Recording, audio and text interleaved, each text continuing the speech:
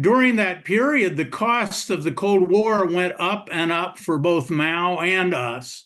And as costs go up, different interest groups in our respective societies, China and here, begin to look for a way to reduce costs and enhance benefits, reduce costs. And so as we focused on the Soviet Union as the problem, we began to engage on more and more fronts with China, first security-wise, then business, culture, education, and so on. And the positives keep going, and this snowball keeps going down the hill. But at some point, people begin to get hurt.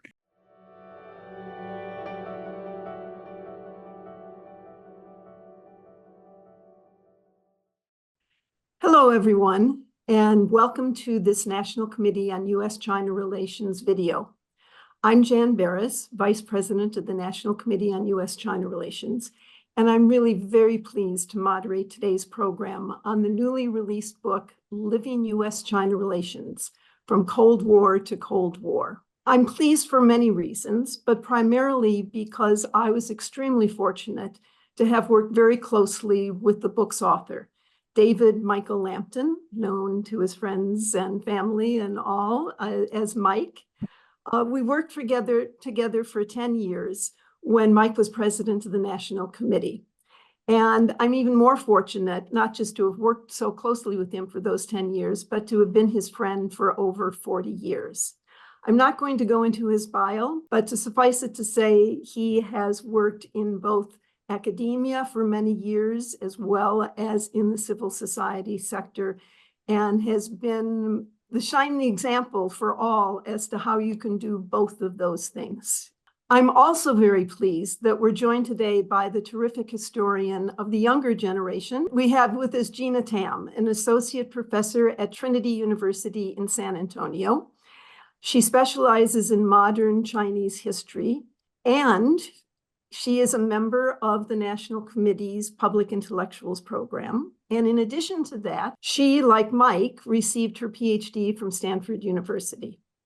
So with those very brief introductions behind us, Mike, let's turn to the main topic. This is a big book with lots of big and important ideas.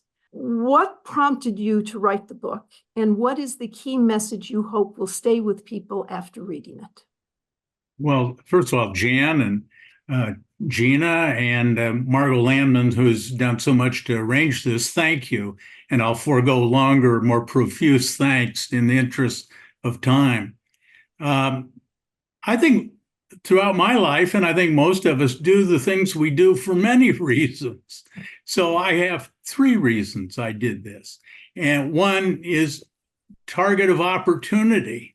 COVID came along, and I had a lot of time, solitary time, that allowed me to do a project I'd always wanted to do, which was my autobiography for my family, was really how I initially conceived it, with a China focus. So there's that whole family dimension, and relatives in my family had written their own biographies.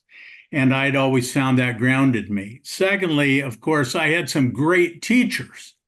And I really wanted to thank teachers for what they gave to me and the vision. And I don't ascribe all my foibles to them, but certainly my successes owe a lot to them. And then, of course, there are the policy reasons and the academic reasons. Academically, I'm interested in comparative frameworks. And I think just one of the conclusions I come to in the book is it's hard to understand China if you don't understand your own country and how it works. Comparison enlightens you not only as to differences, but as to similarities.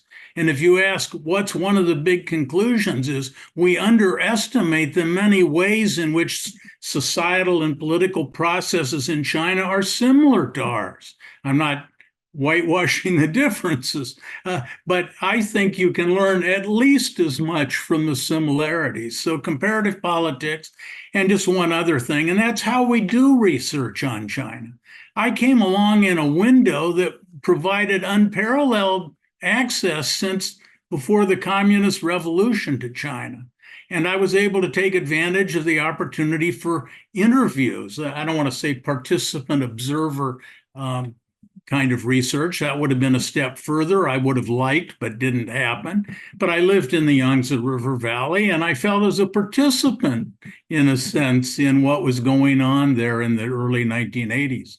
So multiple reasons: personal, policy, family, and methodological. Now, as to the big takeaway, I think the integrative theme in the book really is the way to understand and manage this relationship is not just a state-to-state relationship. This is a society-to-society relationship. And right now there's a criticism going that, in fact, engagement was a strategy that went haywire, just to put a not too fine a point on it. Well, it wasn't exactly a strategy. It was a ball of snow that was pushed down the hillside and gathered constituencies and supporters and interest groups, each very different interest groups, that found their interests being served by more integrated, involved relations with China. It could have been missionary impulse on the one hand, educators getting students, a million different reasons. But this was a phenomenon. This was a happening. This wasn't a plan.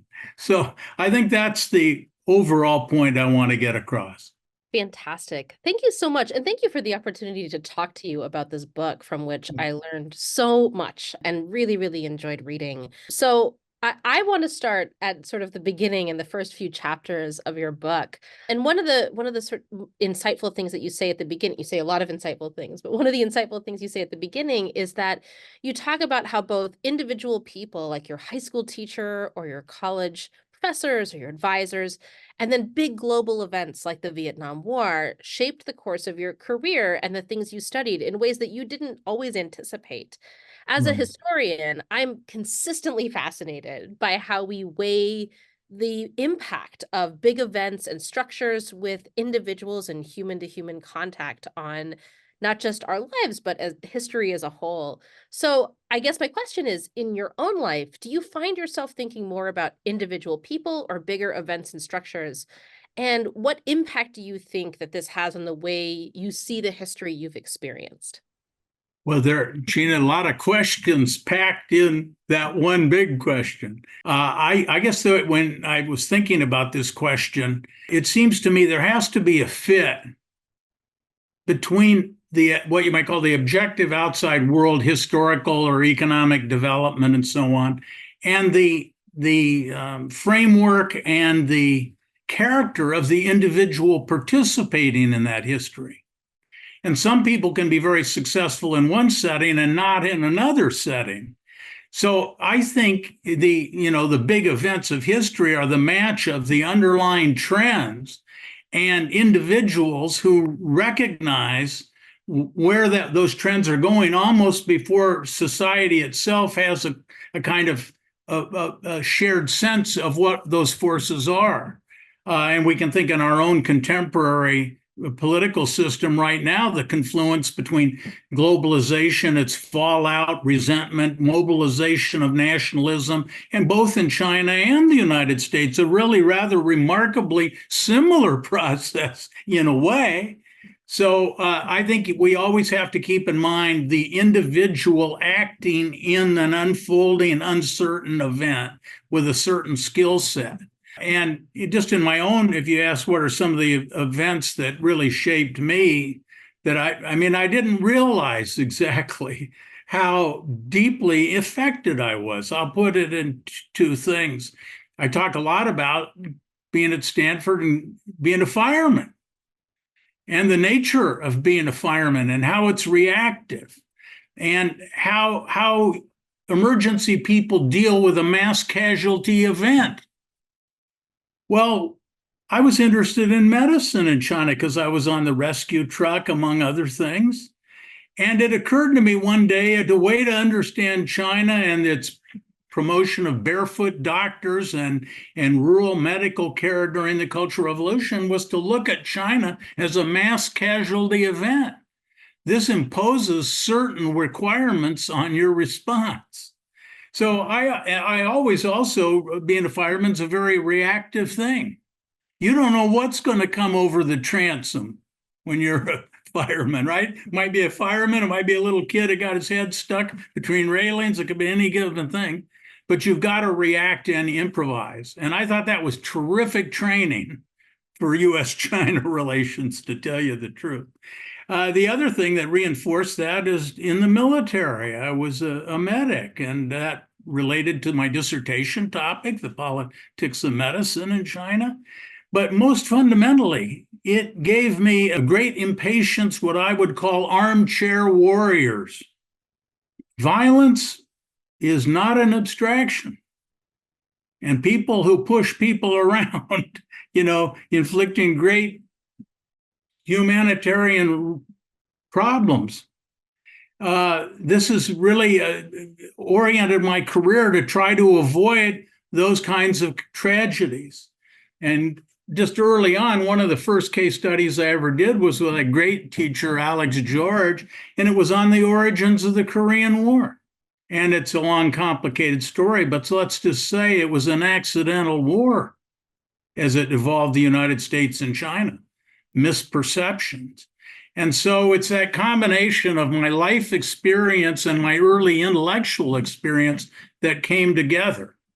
I'm not saying I'm right. I'm just saying that's what happened. Well, I think one of the things, Mike, that you certainly didn't expect to come over the transom when you became president of the National Committee was what happened in June of 1989. And I think when you talk about tests of leadership, that certainly was a test of your leadership as the president of the National Committee. You didn't do it alone. You had a staff and you had a very wise board. But I think it might be interesting for the audience for you to talk a little bit about how you did handle that giant, unexpected incident that threw everyone into disarray. Well, you're right. It was a big challenge, and you're even more right that I had all these great people around me, and I don't accept credit for it. I had a lot of people that kept me within bounds and kept me grounded and so forth. So I'll even if I slip into the I word in my answer, it's really we at every step of the way. By that, I mean the staff and the board. But I think that you say, what were the challenges? And I'm not going to start with what might be the obvious ones to people. The very first challenge is you have to ask, what kind of staff and what kind of organization did we have? And what did this event, this tragedy, this violence, what did it do to the thinking and sentiment of all of the people within our organization? As I put it in the book, everybody was asking, how do you deal with people who do bad things? That's what it really came down to. And you have to forge, and by that, I mean, I tried to do that, but the board did, and people like Doak Barnett that grew up in China and Henry Saylor, who all had some deep understanding of the cultural character of China and its history. We all sat down and we all came to a consensus. The very first thing you have to do is build an organizational consensus. Why are we doing what we are doing? Should we do it any longer, or should we do it with even greater intensity? And so the very first job we had was to build that internal consensus, and nothing else would have happened productively had we not done that. So I think the biggest immediate challenge for us, I'm not downplaying the humanitarian and the China end of this, but for us to respond in a constructive way required us to build an organizational cohesion where we all knew why we were doing what we were doing. And some version of dialogue is important. We got to keep communications over, but we will tell the truth as we understand it. Now, you always have to put that as we understand it, because we're fully capable of not understanding a lot. But we're going to continue the contact, but we're going to tell the truth. And I believe we did that. And one of the things I'm proudest of, and Jen, you may correct me if my memory fails me, I don't think any board members resigned from the National Committee.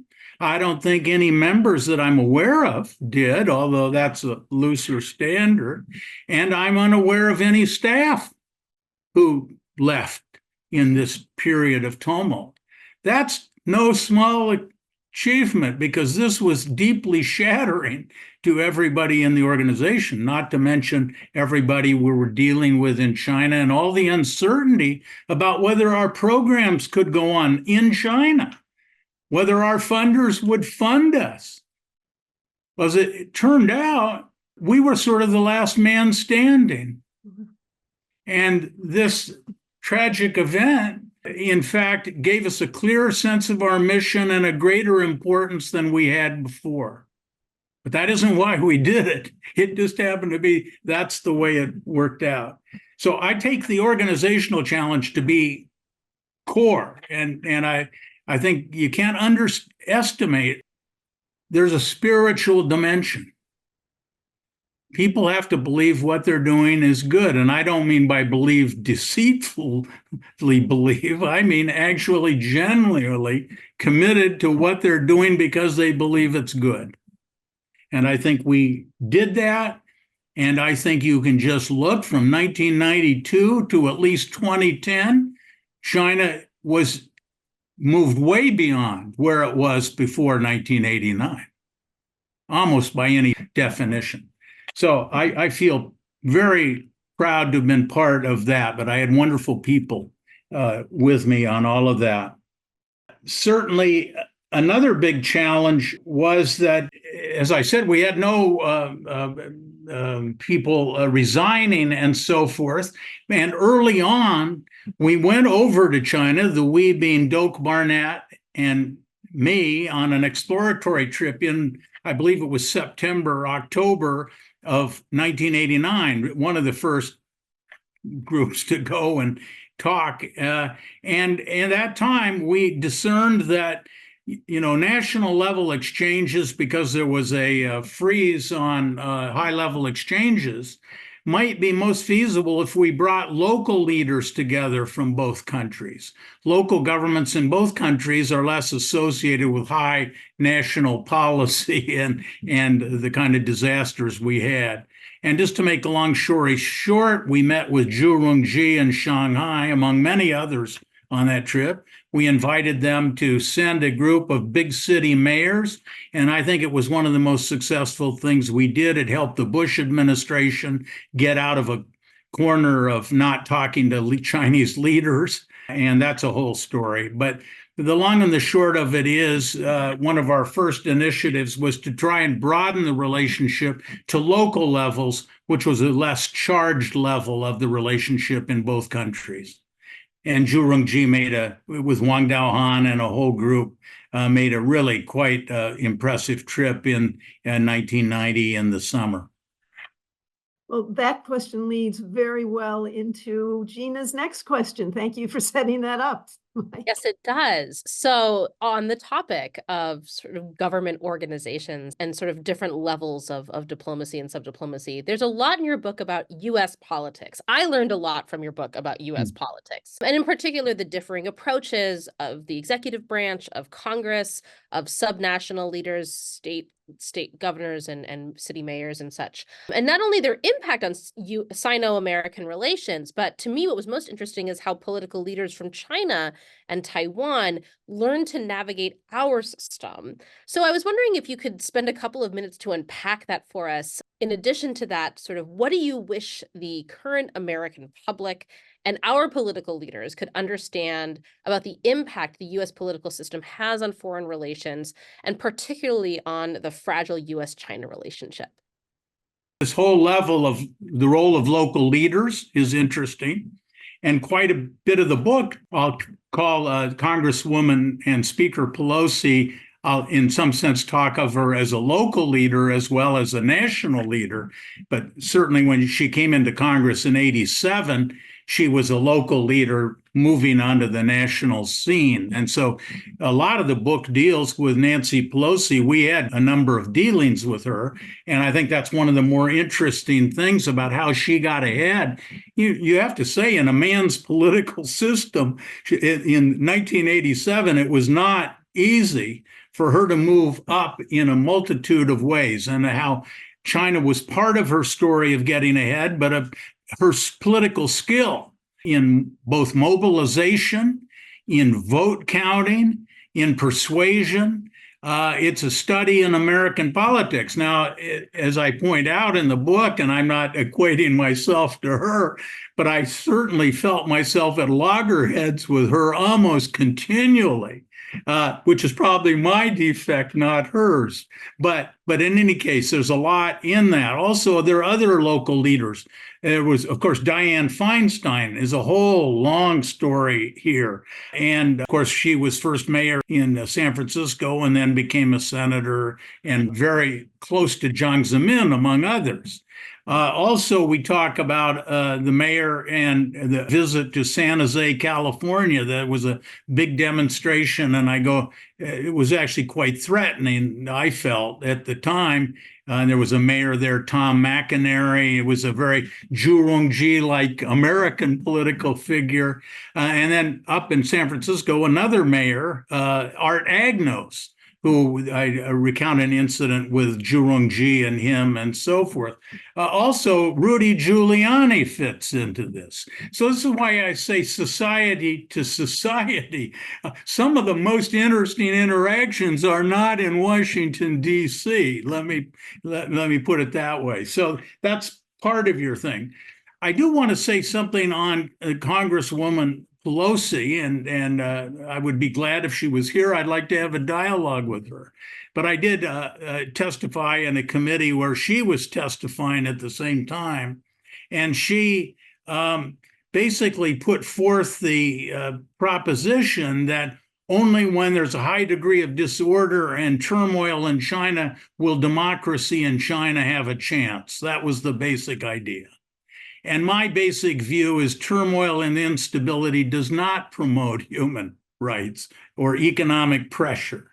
That's a judgment. That's not a statement of indisputable fact. But that's a core. Where does stability fit in your idea of how societies develop and progress? And some think it comes through instability, a high degree of instability. Others think you have to go Wang Qianzhou, step by step, forward, right? I'm in much more the incremental gradualist. That's just the way it is from my viewpoint. But in any case, the local leaders, very interesting, I think. The most interesting to me is Governor Rhodes, where I was in Ohio. He was as staunch anti-communist as you could find, but was one of the most progressive people dealing with China I ever saw. And I talked at length about Governor Rhodes and why he got along with China's revolutionary generation of the Mao and Deng era leaders, is who he dealt with. So I think this is very important. And this relationship cannot be managed just by Washington. It has to be managed by local governments, local political actors, churches.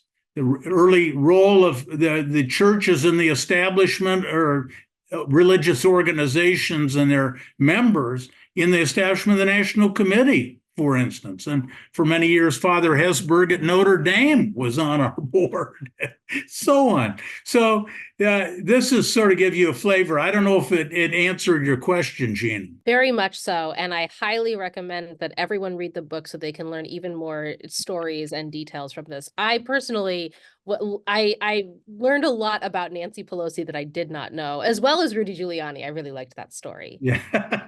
So I want to ask about the title, Living U.S. China Relations from Cold War to Cold War. I think this subtitle implies that you've seen some things come full circle and not necessarily for the better. On the other hand, I think the bulk of your book is about an open period of U.S. China relations. So in the few minutes we have left, I was wondering if you could reflect a bit on living through that initial Cold War period, then its thaw, and then the tensions that are happening today. And I guess the specific sort of focus I'd love to hear about is for someone like me who didn't live through this and came of age in China studies during this period of openness and hope. How do you feel about the situation today? Is there anything you feel we are facing that is truly unprecedented? Should I have any hope or only despair? How should I think about this? Well, let me just take the last part of your question first with an answer that's indicative but not exhaustive. And that really is that great problems are great opportunities. You have a chance to make a difference. So I think that's great. It's the attitude you bring to it. Some situations are intrinsically more depressing than others, more critical to the future. But basically, I think you have important problems to work on, and they are amenable over time to improvement.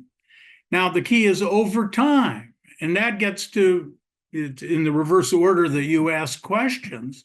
The book in the last chapter sort of, I think, paints a framework about how to think about this. It's not the only way. It may not even be the best way, but it's the way I've come to look at it. And that is that, you remember Fukuyama's The End of History. Well, I never thought much about it as a title because I thought by definition, history doesn't end here.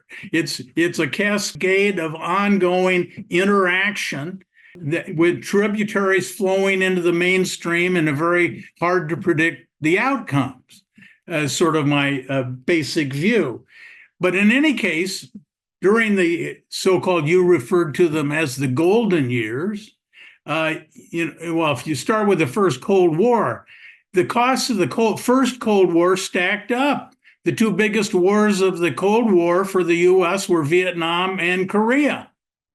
And this accumulated, and then we had an arms race, and we, of course, had problems with the Soviet Union and China, and problems in Europe, and guerrilla warfares all over Latin America and Africa and so forth.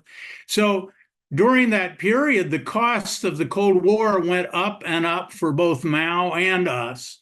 And as costs go up, different interest groups in our respective societies, China and here, begin to look for a way to reduce costs and enhance benefits, reduce costs. And so as we focused on the Soviet Union as the problem, we began to engage on more and more fronts with China, first security-wise, then business, culture, education, and so on. And the positives keep going, and this snowball keeps going down the hill. But at some point, people begin to get hurt. Maybe it's the Midwest and manufacturing gets hurt.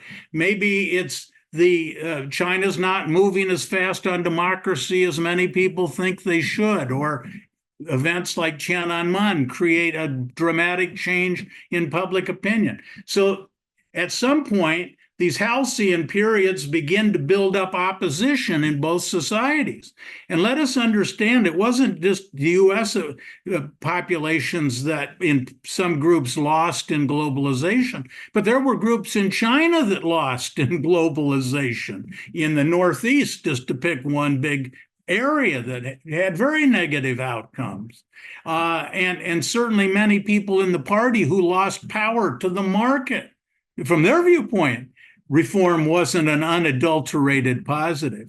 So I think you go through these periods where one period begins to create the antithesis and countergroups, and then they come to dominate, and they set in wave a new set of policies that create their own problems as well as perhaps some solutions.